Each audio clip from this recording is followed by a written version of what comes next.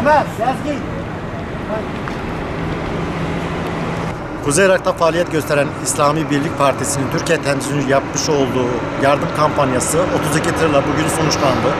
İHA olarak Habur sınır kapısından 32 tır yardım konvoyunu teslim aldı.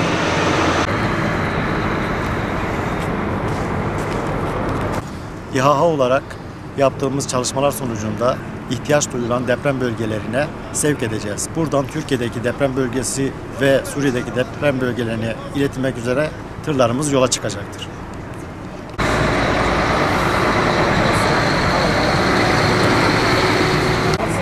O zaman siz başlayın. Gece çıkarlarsa basarlar.